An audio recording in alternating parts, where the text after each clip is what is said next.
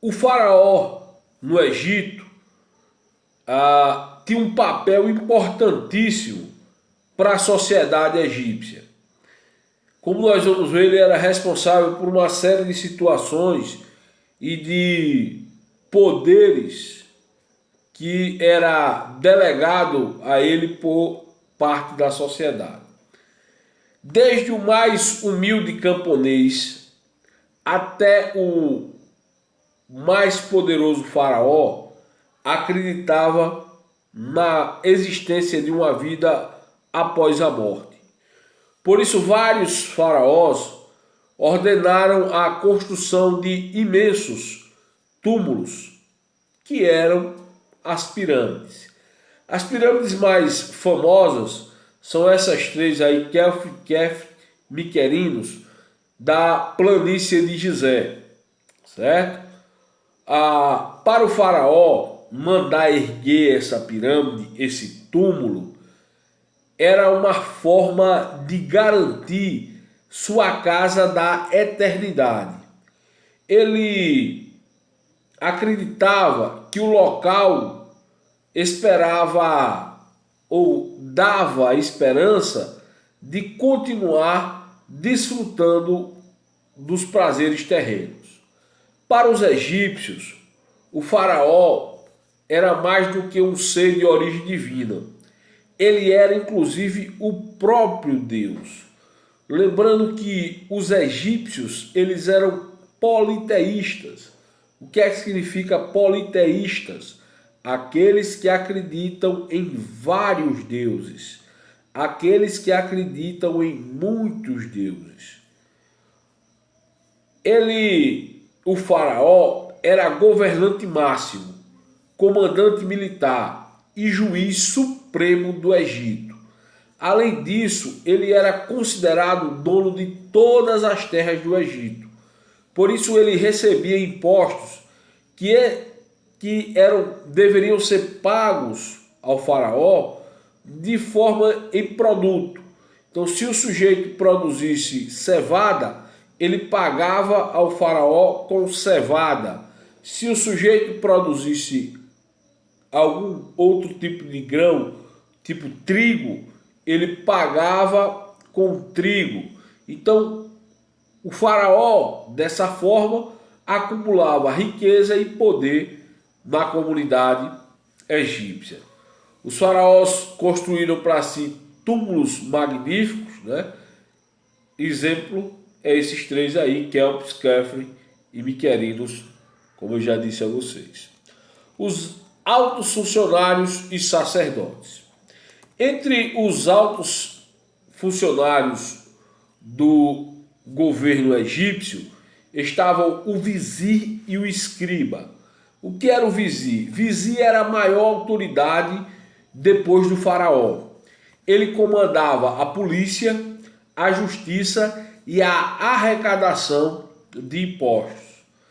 Outro grupo de funcionários eram os escribas, que também ocupavam posição de destaque. Eles trabalhavam para o Estado, para os templos religiosos e para o exército. Para exercer a profissão de escriba, a pessoa deveria estudar desde os 5 anos em uma escola especial, onde ele ia aprender cálculo, leitura e escrita. De posse desses conhecimentos, os escribas controlavam toda a vida econômica do Egito, as áreas cultivadas, o rebanho, o volume de colheita, os impostos arrecadados. Então eles eram os responsáveis, vamos dizer assim, pela contabilidade. Eles eram responsáveis por deixar o faraó ciente de tudo que ocorria economicamente no Egito. Já os sacerdotes executavam os serviços religiosos e administravam os templos, as igrejas, vamos dizer assim, naquele período. Eles eram geralmente muito ricos, graças à oferenda, às ofertas que a população deixava ali. Mas eram só esses grupos sociais que se encontravam no Egito? Não. Nós temos outros grupos que não eram tão privilegiados assim, mas ainda possuíam um certo privilégio. Quem eram eles? Os artesãos. Os artesãos egípcios eram os carpinteiros, os ferreiros e os joalheiros. Eles eram conhecidos no mundo antigo porque desenvolviam um trabalho belíssimo. Prova disso são as pirâmides, os artefatos arqueológicos encontrados no Egito. Com a madeira, eles faziam brinquedos, móveis, barcos. Faziam também casas, palácios. Com o ferro, eles confeccionavam armas, instrumentos de trabalho e carros de guerra. Com o papiro, papiro era uma planta que surgia às margens do rio Nilo. Então, o papiro era uma espécie de papel. A palavra papel vem de papiro.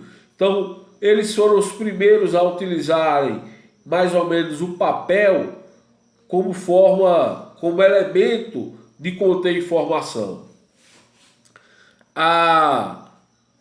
Com metais eles faziam joias e ornamentos. Nos períodos de maior prosperidade, por exemplo, no Novo Império, o comércio externo e interno cresceu, possibilitando o aumento da riqueza dos comerciantes. Com as guerras de conquista durante o Novo Império, os militares do Egito também conseguiram riqueza e prestígio. Muitos deles lutavam em troca de terra ou parte dos saques realizados durante essas guerras. O que era que ocorria? Durante as guerras, o povo que saía vencedor levava tudo daquele povo que saiu derrotado na guerra. Isso é chamado de butim, ou seja, butim da guerra. Então, o que era feito? O butim, aquilo que eles conseguiam tomar dos que perderam, eram divididos entre os soldados, entre os capitães, entre os comandantes.